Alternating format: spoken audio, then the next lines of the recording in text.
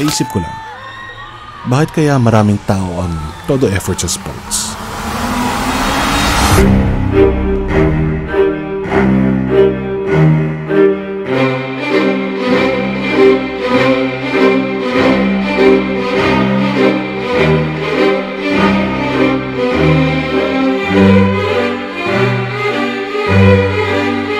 Yung tipong binibigyan nila lahat, oras, lakas, pagod. Pinipilit nilang lampasan yung sarili nilang limitasyon.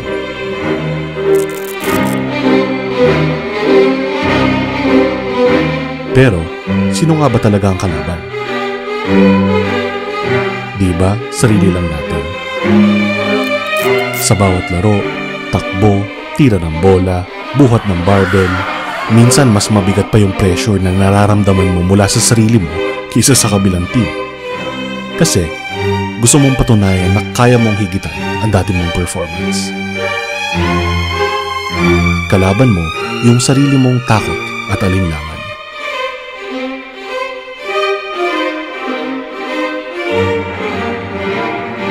Kaya nga ito ang tanong ko.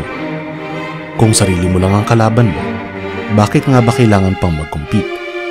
Sa mga liga, sa mga tournament, o kahit sa simpleng laro lang? Bakit kailangan may ibang kalaban sa paligid mo? Kung sa totoo lang, sarili mo lang naman ang gusto mong talunin.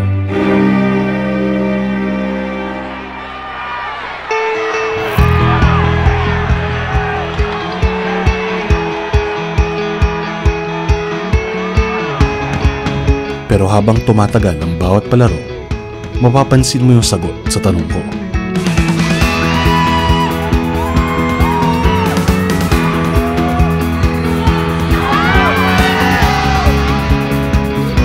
Totoo, sarili mo lang ang kalaban mo. Sa simula.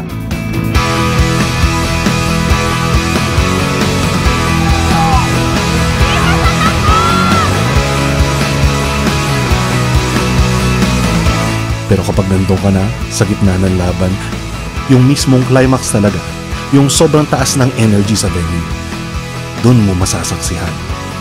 Yung mga tao sa paligid mo, mga kasamahan, pamilya, kaibigan, o kahit mga tagahanga. Makikita mo sila. Maririnig ang mga sigaw nila.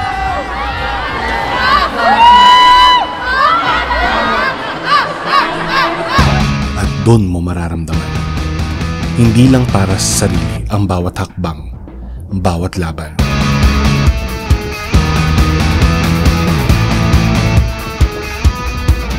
Kaya sarili mo lang ang kalaban mo. Pero hindi ka lumalaban para lang sa sarili.